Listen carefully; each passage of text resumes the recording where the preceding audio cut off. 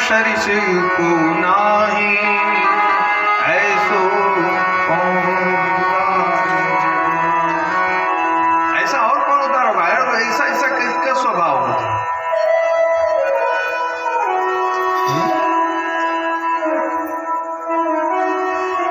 उम्र कमाए पार न पाए, बड़े बड़े तपसाली, और गए तुम्हारे धाम निशाचर, दे दे शूधो गाली। भजनानंदी तो रह गए धरती पर ही, उम्र कमाते रह गए, माला जप करते रह गए, लेकिन भगवत धाम नहीं पहुंच पाए, ना भगवत दर्शन हो पाया। लेकिन जो जन्म से ही गाली देने वाला निकला, वो भगवत धाम चला गया। और ऐसा किसका स्वभाव होगा? निर्विश्य कर्ण विवरेर हर तुंग तापम। तुम्हारे स्वभाव को सुनिए, और तुम्हारे स्वभाव को सुनने के बाद में ऐसा मन में हो गया क्या? बोले जो मन में ताप होता है, ऐसा ताप दैहिक, दैविक, भौतिक, त्रिताप जो होता है, ये तीनों तापों को भगवान के स्वभाव, भगवान के गुण, भगवान के कर्म को सुनने के बाद में ये नष्ट हो जाते हैं। तो भागवत में कथा ही वही हो रही है। पहले दिन हम सच्चिदानंद की व्याख्या जब किए, तभी यही हमने चर्चा किया था कि भगवान में क्या क्या तीन चीज पहले देखा गया। हम जिनकी कथा सुन रहे हैं, कहने जा रहे हैं, उनका सबसे पहले हमने देखा था कि इनमें गुण क्या है, इनका स्वभाव क्या है, इनका स्वरूप क्या है। तीन चीजें देखना तुम अपने जीवन में, किसी चीज देखना चाहे न देखना, तुम किसी का धन दौलत वैभव देखना चाहे न देखना, तुम ये देखना कि सबसे पहले व्यक्ति का गुण क्या है, उस व्यक्ति का स्वभाव कैसा है, व्यक्ति का स्वरूप क्या है। रूपम दृशाम दृश्यमतिम अखिलाखलाभम। तुम्हारा रूप ऐसा गोविंद की क्या कहना।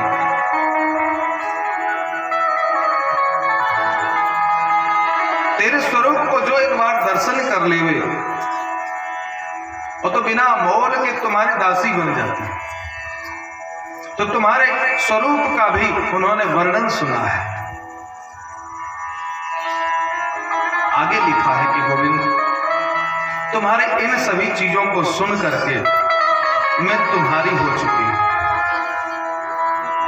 कातम मुकुंद महती कुलशील रूपा विद्या वयो द्रविण धाम विरात्म तुल्य धीरा पतिम कुलवती न वृणयित कन्या काले नृसिंह नरलोक मनोभिराम। कौन ऐसी कन्या होगी जो तुम्हारे जैसा कुलीन को, कुल पुरुष को वर्ण नहीं करना चाहे, जिसमें विद्या वैभव सब कुछ संपन्न हो।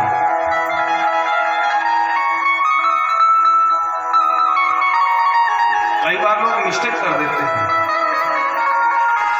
जिससे स्नेह करते हैं, प्रेम करते हैं, उसके बारे में समझ नहीं पाते हैं और प्रेम कर बैठते हैं, और लोग अपने आप को उसको सौंप देते हैं। लेकिन इसका परिणाम बहुत बुरा निकलता है। तो गोविंद कहीं तुम्हारे रूप को, तुम्हारे गुण को, तुम्हारे चरित्रों को सब कुछ सुन करके वो तुम्हारी हो चुकी है, तो कहीं ऐसा न होवे, कह रही है क्या कि कहीं ऐसा न होवे कि धीराम पतिम कुलवती न वृणीत कन्या। कौन ऐसी कन्या होगी जो तुम्हें वर्ण नहीं करना चाहेगी और वर्ण नहीं कर रही। गोविंद वो मन से तुम्हें वर्ण कर चुकी है। कहीं ऐसा न होवे कि सिंह का भाग सियार लेके भाग जाए। गोविंद तुम्हारे बारे में उन्होंने क्या कहा कि तुम सिंह हो, और वो शिशुपाल वो सियार है। सियार समझते हो? कहीं ऐसा ना हो कि सिंह के भाग को, सिंह के हिस्से को सियार लेकर के भाग जाए।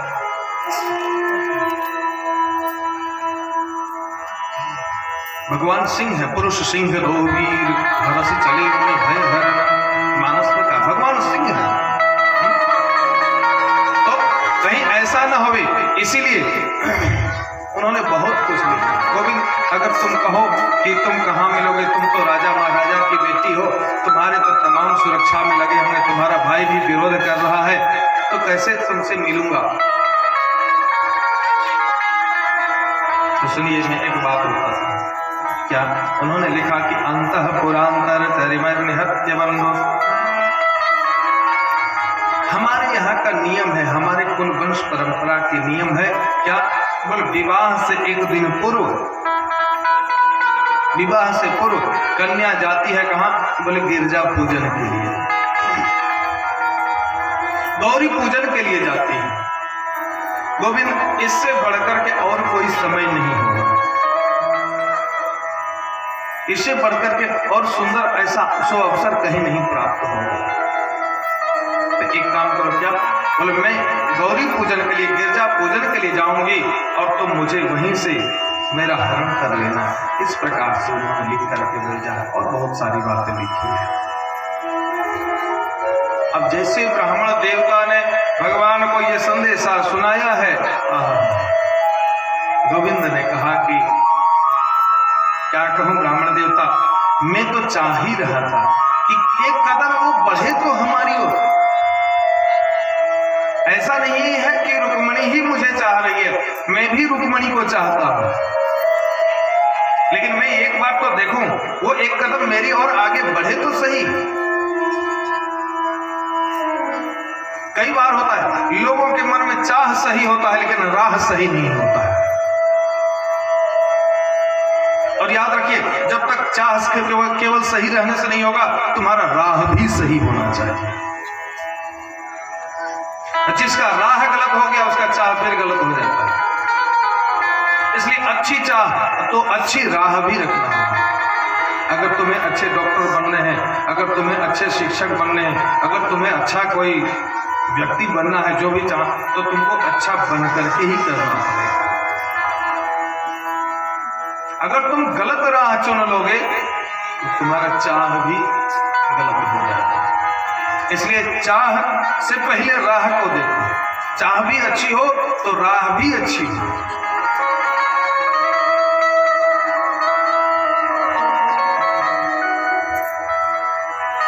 भगवान ने कहा कि ब्राह्मण देवता मैं क्या कहूं, मैं भी तो चाहता हूं, लेकिन देखता हूं जरा सा वो राह तो दे, रास्ता तो दे। कहीं ऐसा ना हो कि मैं चला जाऊं और वो कह दे तुम क्यों आए हो। मैं बिना माता पिता के पूछे नहीं कर सकती। जाओ पहले मेरे पिताजी से पूछो, वो कहेंगे तब, पहले मेरे भाई से पूछो तब। तो नाटक वाली भी बहुत, तो राह भी सही होना चाहिए।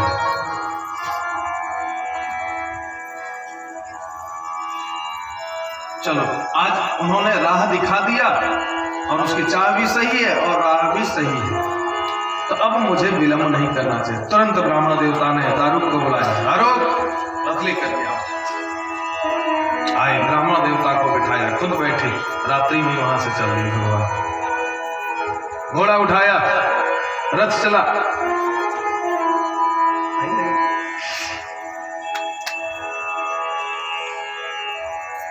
भगवान रात में ही रथ लेकर के निकल पड़े द्वारिका से। चलते चलते चलते चलते चलते रात भर की यात्रा किया भगवान ने। सुबह होते होते उधर शिशुपाल की भी पहले बारात आ चुकी थी, जनवासे में आकर के बैठा हुआ था शिशुपाल।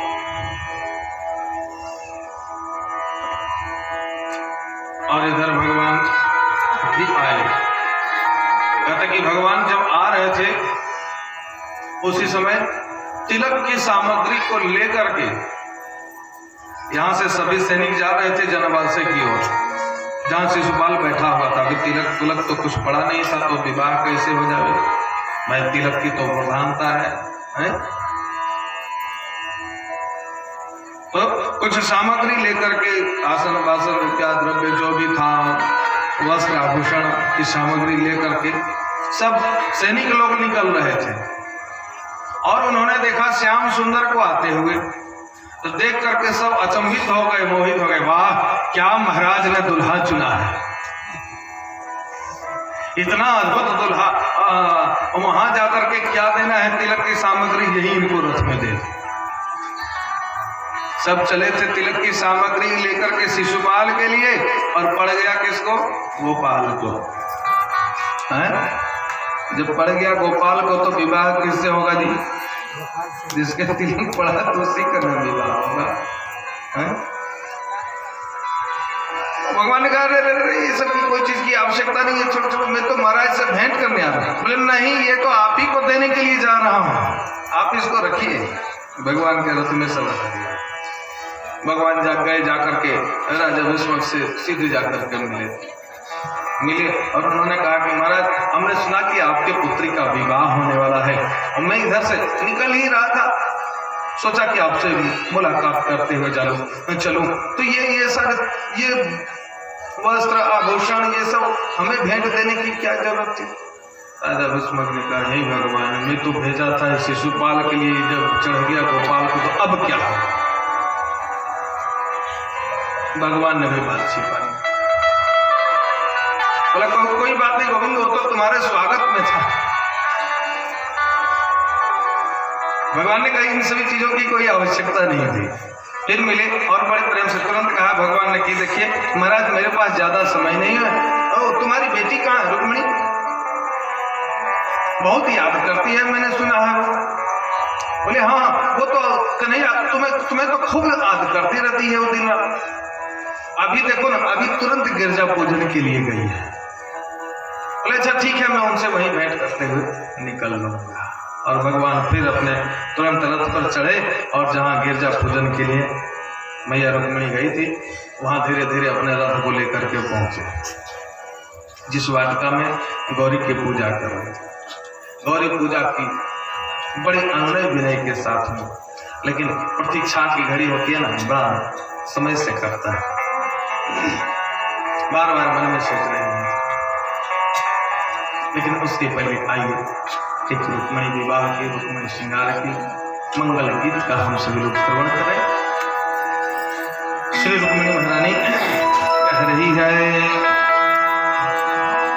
कि आओ मेरी सखियां मुझे मेहंदी लगा दो, आओ मेरी सखियां मुझे मेहंदी लगा दो, मेहंदी लगा दो मुझे, मेहंदी लगा दो, मेहंदी लगा दो मुझे ऐसे सजा दो, आओ मेरी सखियां मुझे मेहंदी लगा दो, आओ मेरी सखियां मुझे मेहंदी लगा दो, मेहंदी लगा दो मुझे ऐसी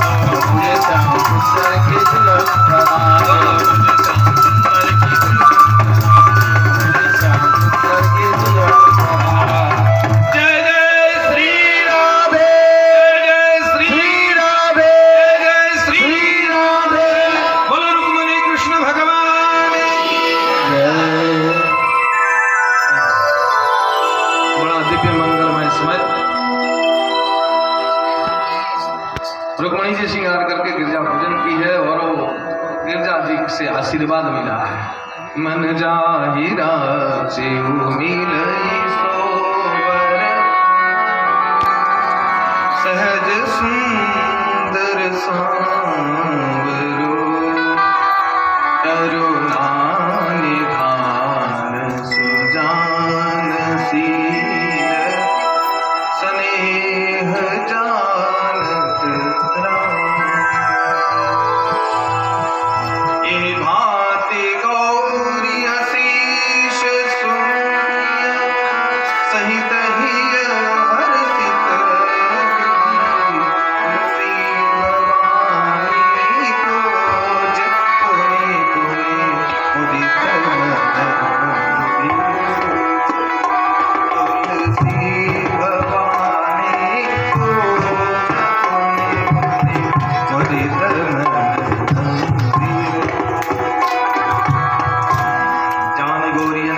सब ठीक हो गया। गौरी माता का आशीर्वाद मिल गया कि रुक्मिणी तुम जिसको चाहती हो तुम्हें मिलने वाला है। प्रतीक्षा कर रही, बड़ा विकट कट रहा था, तब तक एक सखी ने आकर के रुक्मिणी जी को कहा, हे देवी तुम जिसका स्मरण कर रही हो सखी, वो तो श्याम सुंदर रथ लेकर के सामने खड़े। क्या गोविंद आ गए? बोले हाँ आ गए, मुझे विश्वास नहीं हुआ।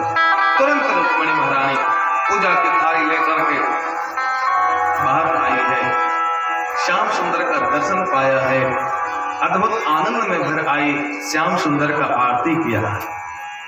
आरती करने के बाद में सुंदर पुष्पों के हार रुक्मिणी महारानी ने श्याम सुंदर जी के गले में डाला है और भगवान ने हाथ दिया, कहा कि रुक्मिणी देखो ज्यादा समय यहाँ नहीं है कि बढ़िया से सारा विधि विधान हो, जल्दी से आओ। चलो तुरंत रुक्मिणी महारानी गिरजा माता को प्रणाम की, श्याम सुंदर को प्रणाम किया, रथ में सवार हुई और निकल पड़े। श्याम सुंदर रथ लेकर के द्वारिका की ओर भागे। तब तक सैनिकों का ध्यान तब आया, जब रथ लेकर के आ रहे थे तब तो भगवान के रथ को देख करके सैनिक लोग बड़ाई कर रहे थे, अरे वाह कितना मस्त रथ है, बहुत अच्छा रथ है। कोई कहता कि इनके घोड़े तो देखो, इनके घोड़े की क्या चाल है, मधुर चाल, एकदम टाप में टाप मिलाकर के चलता है। कोई कहता है अरे तुम रथ और घोड़े को ही देख रहे हो, जो घोड़े और रथ में जो बैठा है उसको नहीं देख रहे हो? देखो तो कितना सुंदर सांवला सलोना लग रहा है, देखने में कितना सुकुमार है इसका, क्या सुंदर इनके मोर मुकुट लग रहे हैं देखने में। सैनिक लोग तो श्याम सुंदर को पहले देख करके मोहित हो रहे थे, लेकिन जब रुक्मिणी महारानी को लेकर के चले गए तब सैनिक लोग आपस में बात करने लगे, अरे हम लोग यहाँ क्यों खड़े हैं, क्यों खड़े हैं? बोले रुक्मिणी की सुरक्षा में। बोल रुक्मिणी तो गई, आए अब ध्यान में आया तो जिसके लिए हम लोग यहाँ खड़े थे वो तो भाग गई। अब लगा चिल्लाने, सब पकड़ो पकड़ो, मारो मारो, पकड़ो पकड़ो, सब पीछा लगा भगवान का। शिशुपाल को संदेश आ गया, अरे वो तो कृष्ण लेकर के भाग गया। अब बेचारा वो रोने लगा, क्या करें हम। इधर उनका बड़ा भाई गया, कथा तो बहुत आगे है। भगवान का इस प्रकार से मंगलमय विवाह हुआ। बोलिए रुक्मिणी कृष्ण भगवान की जय, जय श्री राधे। आए भजन